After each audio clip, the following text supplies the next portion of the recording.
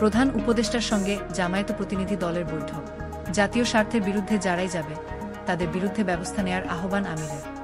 আপনারা দেখছেন BD24 news. সঙ্গে আছি আমি ফারিয়া নাজনীন। জাতীয় ঐক্যের ব্যাপারে বিএনপির সাথে একমত জামায়াত ইসলাম।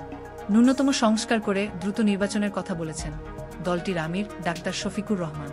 সমসাময়িক বিষয় নিয়ে সন্ধ্যায় প্রধান উপদেষ্টার সাথে বৈঠক শেষে এই কথা বলেন জামায়াত আমির। বেশ কিছুদিন ধরে রাজধানীর বিভিন্ন শিক্ষা প্রতিষ্ঠান ঘিরে অস্থিরতা। সেই রেশ কাটতে না কাটতেই চট্টগ্রামে আইনজীবীকে হত্যা নিয়ে তৈরি হয় উত্তেজনা। এই সব বিষয় নিয়ে আগের দিন বিএনপির পর বৃহস্পতিবার সন্ধ্যায় প্রধান উপদেষ্টার সাথে দেখা করেন জামায়াতের একটি প্রতিনিধি দল।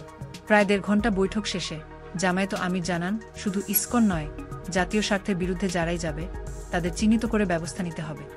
এখানে কোনো দ্বিমত নাই, জাতীয় ঐক্য অবশ্যই থাকতে হবে। উদ্বেগ নিয়েই তো আমরা আলোচনা এখানে বসেছি। সেই উদ্বেগ ওই অর্থে নয় যে হায় হায় দেশ বলে গুল্লায় গেল, বিষয় তা না।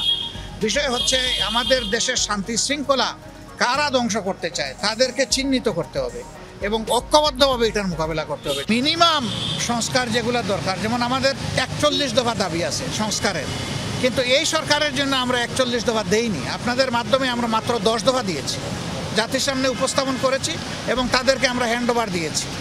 আমরা চাই যে এই সংস্কারগুলো দ্রুত করা দরকার। এই সংস্কারগুলো করে যত দ্রুত সম্ভব নির্বাচন দিয়ে দেওয়া উচিত।